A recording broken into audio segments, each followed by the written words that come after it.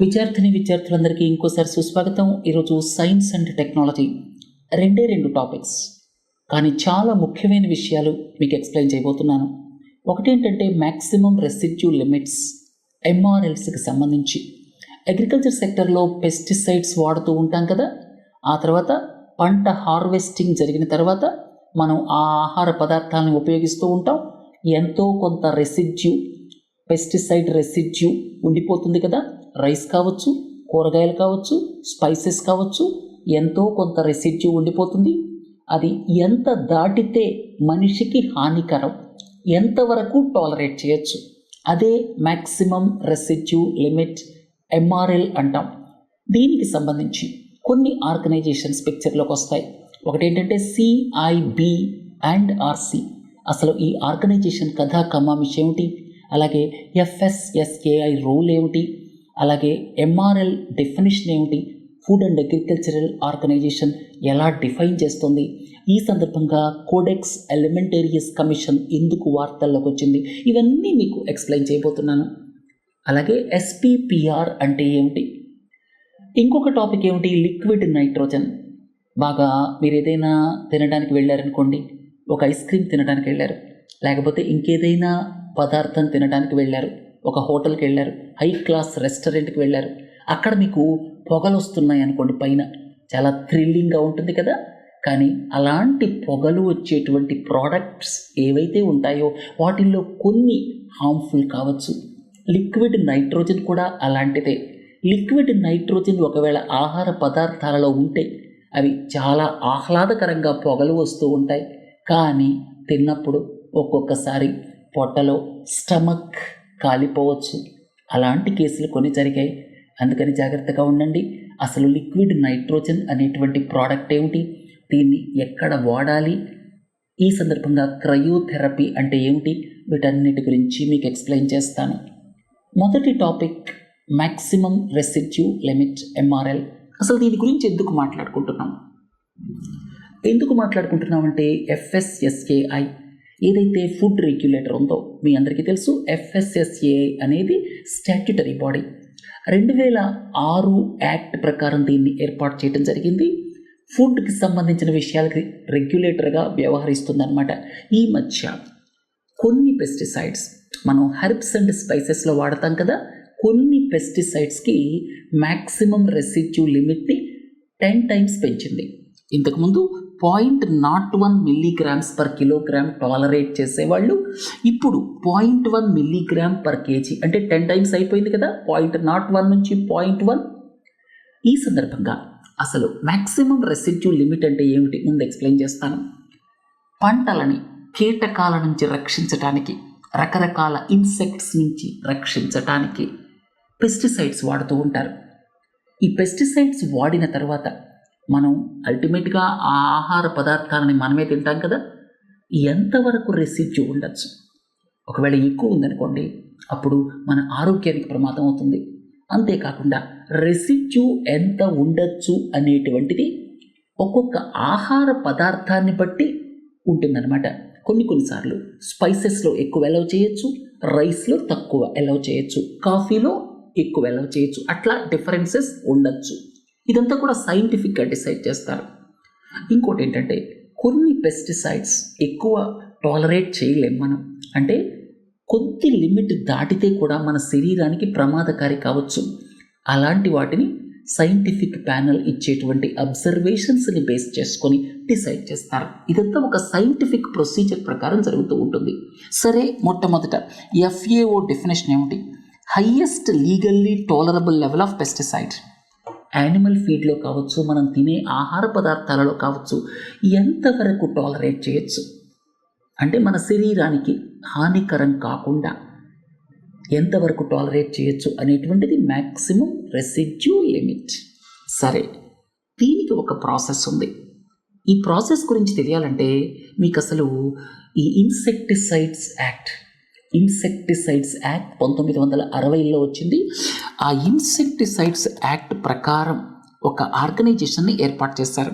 అది CIB&RC, అంటే central insecticides board and registration committee. Central insecticides board and registration committee. ఇది insecticides act 1968 ప్రకారం వచ్చింది. తర్వాత దీని రోల్ ఏంటంటే, ఇది మినిస్ట్రీ ఆఫ్ అగ్రికల్చర్ కింద ఉంటుంది. దీని రోల్ ఏంటంటే పెస్టిసైడ్స్ ఏవైతే ఉన్నాయో వాటిని రిజిస్టర్ చేయటం, ఏదైనా ఇబ్బంది వస్తుంది అనుకుంటే ఆ రిజిస్ట్రేషన్ నుంచి తొలగించేయటం, తర్వాత క్యాన్సిల్ చేయటం, ఇట్లాంటి పవర్స్ అన్నీ ఈ సిఐబి అండ్ ఆర్సీకి ఉన్నాయి. ఇది మినిస్ట్రీ ఆఫ్ అగ్రికల్చర్ క్రింద ఉంటుందన్నమాట. సరే, ఆహార పదార్థాల్లో ఎంతవరకు రెసిడ్యూ టాలరేట్ చేయొచ్చు అనేటువంటి దానికి కూడా ఒక ప్రొసీజర్ ఉంది. అదేంటంటే ఈ పెస్టిసైడ్ మ్యానుఫ్యాక్చరింగ్ కంపెనీస్ ఏవైతే ఉన్నాయో వాళ్ళు ఫీల్డ్ స్టడీస్ కండక్ట్ చేసి రిపోర్ట్ ఇస్తారు సిఐబి అండ్ ఆర్సీకి. ఆ తర్వాత ఈ సిఐబి అండ్ ఆర్సీ ఏం చేస్తుందంటే ఈ scientific panel on pesticide residues, ఇది FSSAIలో భాగం అన్నమాట. Scientific panel on pesticide residues, field studies ఏమో పెస్టిసైడ్ కంపెనీస్ కండక్ట్ చేసి, ఆ తర్వాత సిఐబి అండ్ ఆర్సీ, ఇది ఇన్సెక్టిసైడ్స్ యాక్ట్ 1968 అనుకుంటాను, దాని ప్రకారం ఏర్పాటు చేయబడింది. ఇది మినిస్ట్రీ ఆఫ్ అగ్రికల్చర్ కింద ఉంటుంది. పెస్టిసైడ్స్ ఈ ఆర్గనైజేషన్తో రిజిస్టర్ అవుతాయి. కొన్ని పెస్టిసైడ్స్ రిజిస్టర్ కాకుండా కూడా ఉంటాయన్నమాట. కొన్ని పెస్టిసైడ్స్ని బ్యాన్ చేస్తారు, వాటిని వాడకూడదు. అర్థమైంది కదా? సో ఈ ఫీల్డ్ స్టడీస్ కండక్ట్ చేసి పెస్టిసైడ్ మ్యానుఫ్యాక్చరింగ్ కంపెనీస్ డేటాని ఈ ఆర్గనైజేషన్కి ఇస్తే వాళ్ళు ఆ డేటాని scientific panel on pesticide residues SPPR అంటాం, వాళ్ళకి ఫార్వర్డ్ చేస్తారు. SPPR వాళ్ళు ఏం చేస్తారంటే అన్నీ ఆలోచించి రిపోర్ట్ అంతా పరిగణలోకి తీసుకొని ఇంతవరకు ఉండొచ్చు అని చెప్పి రికమెండ్ చేస్తారు. ఆ తర్వాత FSSAI స్టాట్యూటరీ బాడీ వాటిని రిలీజ్ చేస్తుంది, ఇంతవరకు అలౌ చేస్తున్నాము అని చెప్పి. ఇది ప్రాసెస్. ఇక ఇంకొక ముఖ్యమైన విషయం ఏంటంటే ఈ మధ్య ఏదైతే 10 times పెంచిందో FSSAI ఏం చెప్పిందంటే ఈ పెంచినటువంటి 10 times పెంచినటువంటివి ఏవైతే ఉన్నాయో ఇవన్నీ కూడా మన సిఐబి అండ్ ఆర్సీ ఏదైతే ఉందో దాంతో రిజిస్టర్ కాని పెస్టిసైడ్స్ అని చెప్పింది. సిఐబి అండ్ ఆర్సీతో రిజిస్టర్ కాని పెస్టిసైడ్స్ అని చెప్పింది. అదొక పాయింట్. ఇంకోటి ఏంటంటే మన దేశంలో ఒకవేళ స్టిప్యులేషన్స్ మనం విధించలేదనుకోండి, ఈ యొక్క ఎంతవరకు మ్యాక్సిమం రెసిడ్యూ లిమిట్ ఉండాలి అనేటువంటిది ఒకవేళ కొన్ని పెస్టిసైడ్స్కి నిర్ధారించకపోతే అప్పుడేం వాడాలి? కోడెక్స్ ఎలిమెంటేరియస్ కమిషన్ ఒకటి ఉంది, FAO అలాగే వరల్డ్ హెల్త్ ఆర్గనైజేషన్, ఆ రెండు కలిసి ఎంతవరకు పెస్టిసైడ్ రెసిడ్యూ లిమిట్ అలౌ చేయొచ్చు అనేటువంటి దాన్ని వాళ్ళు నిర్దేశించారన్నమాట.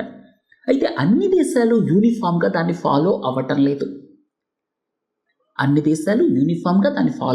లేదు. ఒక్కొక్క దేశం ఒక్కొక్క నియమ నిబంధనలు విధిస్తున్నాయన్నమాట. కొన్నిసార్లు మన దేశం కామెంట్ కూడా చేస్తోంది, యూరోపియన్ యూనియన్ లాంటి దేశాలు చాలా స్ట్రిక్ట్ స్టాండర్డ్స్, కోడెక్స్ కంటే కూడా స్ట్రిక్ట్ స్టాండర్డ్స్ యూజ్ చేయటం వల్ల మన ఎక్స్పోర్ట్స్ ఎఫెక్ట్ అవుతున్నాయి అని చెప్పి మన దేశం కామెంట్ చేస్తోంది. గ్లోబల్ యూనిఫామ్గా యాక్సెప్షన్స్ ఉండాలి అనేటువంటిది గ్లోబల్ ఒపీనియన్ అన్నమాట. కానీ ప్రపంచవ్యాప్తంగా యూనిఫామ్ స్టాండర్డ్స్ పెస్టిసైడ్ రెసిడ్యూ లిమిట్కి సంబంధించి లేవు. ఈ పాయింట్ని కూడా గుర్తుపెట్టుకోండి. అర్థమైంది కదా? సో ప్రపంచవ్యాప్తంగా కోడెక్స్ ఎలిమెంటేరియస్ స్టాండర్డ్స్ నార్మ్స్ ఏవైతే ఉంటాయో వాటిని ఫాలో అయితే దేశాలకు కూడా ఒక క్లారిటీ ఉంటుంది. యూరోపియన్ యూనియన్ ఏం చేస్తుంది, వాళ్ళకి ఇష్టం వచ్చినప్పుడల్లా స్ట్రిక్ట్ స్టాండర్డ్స్ చేసేస్తారు. అవి కోడెక్స్ స్టాండర్డ్స్తో పోలిస్తే చాలా స్ట్రింజెంట్గా ఉంటాయి. సో దాని నుంచి బయటికి రావడానికి మన దేశం ఏముంటుంది, అవన్నీ నాన్ టారిఫ్ బ్యారియర్స్ అంటుంది. సరే, అసలు విషయానికి వద్దాం. ఇప్పుడు ఇక్కడ FSSAI రిలీజ్ చేసినటువంటివి మీకు చెప్పాను కదా, 10 times పెంచింది. అవి సిఐబి అండ్ ఆర్సీ తోటి రిజిస్టర్ కానటువంటి పెస్టిసైడ్స్. మన దేశంలో సిఐబి అండ్ ఆర్సీ ఏదైతే ఉందో దాంతో రిజిస్టర్ అయినటువంటి పెస్టిసైడ్స్ ఏవైతే ఉంటాయో వాటికి ఇలాంటి maximum residue limits process follow అయిన తర్వాత విధిస్తారు. ఏదైనా పెస్టిసైడ్కి మ్యాక్సిమం రెసిడ్యూ లిమిట్ విధించలేదనుకోండి, మన దేశం రూల్స్ అండ్ రెగ్యులేషన్స్ ప్రకారం కోడెక్స్ స్టాండర్డ్స్ని ఫాలో అవుతారనమాట. అర్థమైంది కదా? సో మీకు హెర్బ్స్ అండ్ స్పైసెస్కి సంబంధించి మాత్రమే 2 ముఖ్యమైన పాయింట్లు గుర్తుపెట్టుకోండి. ఒకటి ఏంటంటే కోడెక్స్ స్టాండర్డ్స్ని ప్రపంచవ్యాప్తంగా యూనిఫామ్గా దేశాలు ఫాలో అవ్వటం లేదు. ఇది ఫస్ట్ పాయింట్. సెకండ్ పాయింట్ ఏంటంటే ఈ స్టాండర్డ్స్ అనేటువంటివి, మ్యాక్సిమం రెసిడ్యూ లిమిట్ స్టాండర్డ్స్ అనేటువంటివి ఆహార పదార్థాన్ని బట్టి ఉండొచ్చు. కాఫీకి ఒకలా ఉండొచ్చు, టీకి ఒకలా ఉండొచ్చు, రైస్కి ఒకలా ఉండొచ్చు, హెర్బ్స్కి ఒకలా ఉండొచ్చు. ఇప్పుడు ఈ రేట్ చేసింది హెర్బ్స్ అండ్ స్పైసెస్కి మాత్రమే అని కూడా గుర్తుపెట్టుకోండి. అర్థమైంది కదా? సో ఈ మ్యాక్సిమం రెసిడ్యూ లిమిట్స్ అనేటువంటివి స్పెసిఫై చేయడానికి అథారిటీ ఏంటంటే food safety and standards regulation 2011. అది 2006 యాక్ట్ ప్రకారం విధించినటువంటి నియమ నిబంధనలు అనమాట. అర్థమైంది కదా? FSSAI అనేటువంటిది స్టాట్యూటరీ బాడీ. సరే, మీ అందరికీ ఇంతకుముందే చెప్పాను, ఫీల్డ్ స్టడీస్ కంపెనీలు చేస్తాయి. వేరు సోర్సెస్ ద్వారా కూడా వచ్చిన ఫీల్డ్ స్టడీస్ని CIB అండ్ RC కంపైల్ చేసి ఆ ఇన్ఫర్మేషన్ని సైంటిఫిక్ ప్యానెల్ ఆన్ పెస్టిసైడ్ రెసిడ్యూస్కి పంపిస్తుంది. తర్వాత వాళ్ళ రికమెండేషన్స్ ప్రకారం FSSAI అనేటువంటిది స్టాండర్డ్స్ విధిస్తుంది అనమాట. అర్థమైంది కదా? తర్వాత ఇక్కడ చూడండి, CIB, RC అలాగే scientific panel on pesticide residues, ఈ రెండింటికి సంబంధించినటువంటి ముఖ్యమైన పాయింట్స్ మీకు ఇక్కడ ఎక్స్ప్లెయిన్ చేశాను. ఒకటి ఏంటంటే CIB అండ్ RC ఏదైతే ఉందో అది మినిస్ట్రీ ఆఫ్ అగ్రికల్చర్ కింద ఉంటుంది. పెస్టిసైడ్స్ రిజిస్టర్ అవ్వటం, బ్యాన్ చేయటం, రిస్ట్రిక్ట్ చేయటం, ఇదంతా చూసేది CIB అండ్ RC. అది statutory body which is based on insecticides act of 1968 అని గుర్తుపెట్టుకోండి. తర్వాత ఈ scientific panel on pesticide residues, అది CIB అండ్ RC నుంచి వచ్చినటువంటి డేటాని అనలైజ్ చేసి రికమెండ్ చేస్తుంది, FSSAI డిక్లేర్ చేస్తుంది. ఇంకొక పాయింట్ కూడా మీకు చెప్పాను, ఒకవేళ FSSAI ఏదైతే ఉందో లిమిట్స్ విధించలేదనుకోండి, కొన్ని పెస్టిసైడ్స్కి వాళ్ళు విధించలేదు, కారణాలు ఏవైనా కావచ్చు, అప్పుడు కోడెక్స్ స్టాండర్డ్స్ని ఫాలో అవుతారు.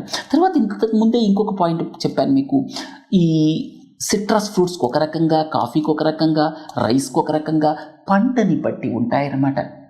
కొన్ని రకాల పెస్టిసైడ్స్ని ఎక్కువ టాలరేట్ చేయరు, ఎందుకంటే కొన్ని రకాల పెస్టిసైడ్స్ ఉన్నాయనుకోండి, మనం ఆహార పదార్థాలతో తీసుకుంటే మన ఫెసిస్తో పాటు కిందకి వెళ్ళిపోతాయి, కానీ కొన్ని బాడీలో అక్యూములేట్ అయిపోతాయి. అందుకని పెస్టిసైడ్ని బట్టి ఆధారపడి ఉంటుంది, ఆహార పదార్థాన్ని బట్టి ఆధారపడి ఉంటుంది. ఈ పాయింట్స్ గుర్తుపెట్టుకోండి. ఇదంతా పెస్టిసైడ్ రెసిడ్యూస్కి సంబంధించినటువంటి కథాకమాంశం. సరే, ఇప్పుడు లిక్విడ్ నైట్రోజన్ గురించి మాట్లాడుకుందాం. ఈ మధ్య చాలా విషయాలు వార్తల్లోకి వచ్చాయి. సరే, ఇప్పుడు చెప్పుకున్నటువంటి మ్యాక్సిమం రెసిడ్యూ లిమిట్ కూడా అలాంటిదే. ఇక ఈ మధ్య మీ అందరికీ తెలుసు, మినిస్ట్రీ ఆఫ్ కామర్స్ ఏం చెప్పింది, మీరు ఫుడ్ ఐటమ్స్ని హెల్త్ కేటగిరీ కింద తీసేయండి. అసలు హెల్త్ ఫుడ్స్ అంటే ఏమిటి, హెల్త్ కేటగిరీ అనేది FSSAI ఎలాంటి నియమ నిబంధనలు విధించలేదు కాబట్టి మీరు హెల్త్ డ్రింక్స్ కేటగిరీ కింద చాలా వాటిని పెడుతున్నారు, అవి పెట్టద్దు అని చెప్పి ఆదేశాలు ఇవ్వడం జరిగింది.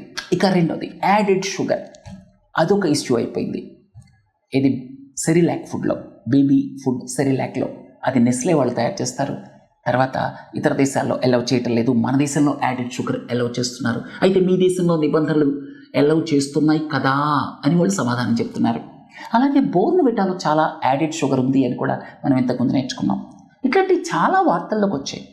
Baby powder, Johnson and Johnson baby పౌడర్లో క్రైసోటైల్ ఫైబర్స్ ఉండటం వల్ల చాలామందికి క్యాన్సర్ బారిన పడ్డారు. ఆ తర్వాత చాలా ఎక్కువ కాంపెన్సేషన్ కూడా ఈ మధ్య జాన్సన్ అండ్ జాన్సన్ వాళ్ళు ఇచ్చారు. టాల్క్ అనేటువంటిది ఏదైతే ఉందో దాని మైనింగ్ జరిగేటప్పుడు అక్కడ యాస్బెస్టస్ ఫైబర్స్ అంటే క్రైసోటైల్ ఫైబర్స్ అందులో మిక్స్ అయ్యాయి అన్నమాట. అట్లా కాంటామినేషన్ అయింది. వాళ్ళు ఏం చేశారు మరి, Johnson and Johnson multinational company కదా. ఇట్లాంటివి చాలా ఉన్నాయి. తర్వాత ఈ మధ్య ఈ లిక్విడ్ నైట్రోజన్ గురించి ఎందుకు మాట్లాడుకుంటున్నాం. నైట్రోజన్ మీ అందరికీ తెలుసు, వాతావరణంలో మనకి 78% నైట్రోజన్ ఉంటుంది, 21% ఆక్సిజన్ ఉంటుంది. ఇక మిగతావన్నీ కలిపితే 1% అలా ఉంటాయి, కార్బన్ డైఆక్సైడ్ మిగతావన్నీ కలిపి. లిక్విడ్ నైట్రోజన్ని లిక్విడ్ రూపంలోకి తీసుకురావాలి. మీరు నైట్రోజన్ అనేది నార్మల్గా గ్యాసియస్ స్టేట్లో ఉంటుంది కదా, నార్మల్ టెంపరేచర్ నార్మల్ ప్రెషర్ దగ్గర, దాన్ని మనం లిక్విడ్ స్టేట్లోకి తీసుకురావాలి. లిక్విడ్ స్టేట్లోకి తీసుకురావడానికి -196 డిగ్రీ సెల్సియస్కి వెళ్ళాలి, అంటే క్రయోజెనిక్ టెంపరేచర్కి వెళ్ళాలి. మీకు ఇంతకుముందే చెప్పాను, -150 డిగ్రీ సెల్సియస్ కిందకి వెళ్ళిపోతే క్రయోజెనిక్ టెంపరేచర్ అంటాం. ఇంతకుముందు 3 పాయింట్స్ కూడా మీకు చెప్పాను. Cryogenic engines, liquid hydrogen, liquid oxygen వాడతాం. అలాగే ఇంకోటి కూడా చెప్పాను, క్రయోనిక్స్, డెడ్ బాడీస్ని ప్రిజర్వ్ చేస్తున్నారు యునైటెడ్ స్టేట్స్ ఆఫ్ అమెరికాలో. రాబోయే కాలంలో మళ్ళా ప్రాణం పోయొచ్చేమో అన్నటువంటి అత్యాస అవ్వచ్చు. డెడ్ బాడీస్ని క్రయోజెనిక్ టెంపరేచర్ దగ్గర ప్రిజర్వ్ చేస్తున్నారు, దాన్ని క్రయోనిక్స్ అంటారు. అలాగే క్రయోథెరపీ బాగా చల్లగా ఉండేటువంటి పదార్థాలని ఉపయోగించి బాడీలో ఎక్కడైనా ప్రీ క్యాన్సరస్ గ్రోత్ ఉన్నా, క్యాన్సర్ ఇనిషియల్ స్టేట్లో ఉన్నా, అలాంటి చోట ఎక్కడైతే ఆపరేషన్ చేయడానికి అవకాశం ఉండదో, ఆపరేషన్ స్టేజ్ రాలేదో వాటిని చంపేస్తారనమాట. దాన్ని క్రయోథెరపీ అంటారు.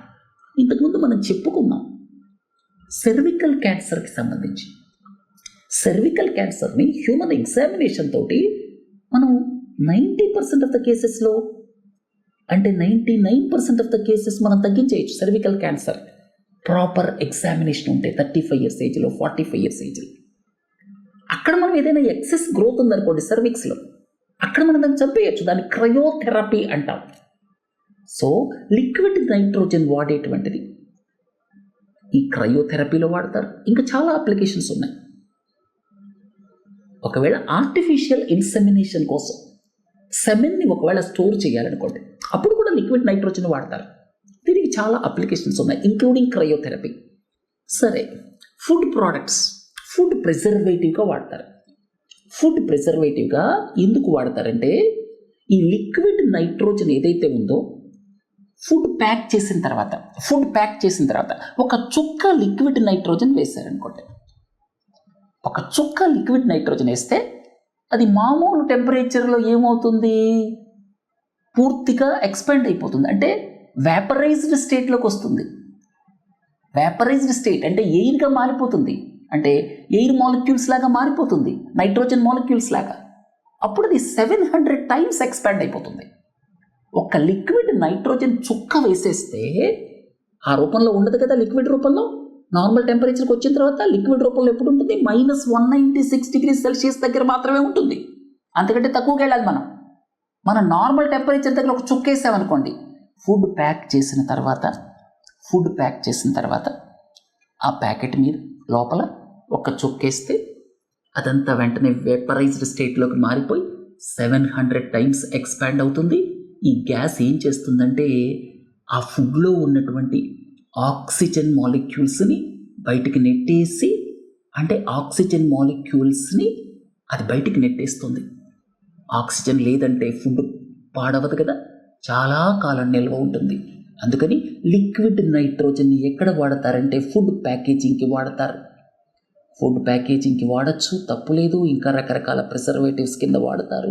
సెమెన్ని ఆర్టిఫిషియల్ ఇన్సెమినేషన్కి స్టోర్ చేయడానికి వాడతారు, క్రయోథెరపీలో వాడతారు. ఇవన్నీ అప్లికేషన్స్ అన్నమాట లిక్విడ్ నైట్రోజన్కి సంబంధించి. అయితే ఈ మధ్య కొన్ని వార్తలు వస్తున్నాయి. అదేంటంటే ఈ కొత్త జనరేషన్కి కాస్తంత ఎక్సైట్మెంట్ తీసుకురావడానికి ఫుడ్ ప్రోడక్ట్స్ మీద ఈ లిక్విడ్ నైట్రోజన్ వాడుతున్నారు. అంటే ఉదాహరణకి వాళ్ళు బిస్కెట్స్ కానీ ఐస్ క్రీమ్స్ కానీ సర్వ్ చేశారనుకోండి, అది బయటికి రాగానే ఒకేసారి liquid nitrogen vaporised స్టేట్లోకి 700 times expand అవుతుందని చెప్పాను కదా. వేపరైజ్డ్ స్టేట్లోకి మారిపోయేసరికి తెల్లటి పొగలు వస్తాయి. చూడండి, ఇక్కడ తెల్లటి పొగలు వస్తున్నాయి. లిక్విడ్ నైట్రోజన్ ఇది తమిళనాడు ప్రభుత్వ దృష్టికి వెళ్ళింది. తమిళనాడు ప్రభుత్వం దీన్ని ఫుడ్ కాంపోనెంట్గా వాడటాన్ని బ్యాన్ చేసింది. ఎవరైనా వాడితే వాళ్ళు శిక్షార్హులు అనమాట. ఇలాంటిదే ఢిల్లీ దగ్గర గురుగ్రామ్లో ఒకటి జరిగింది లాస్ట్ ఇయర్ అనుకుంటాను. లిక్విడ్ నైట్రోజన్ అది ఫుడ్ కాంపోనెంట్గా తినటంతో స్టమక్లోకి వెళ్ళి ఏమవుతుంది చూడండి, బాగా టెంపరేచర్ తక్కువ ఉంటుంది కదా. అది మీరు -30, -40 డిగ్రీల సెల్సియస్కి వెళ్ళారనుకోండి, ఏమవుతారు, ఫ్రాస్ట్ బైట్ వస్తుంది.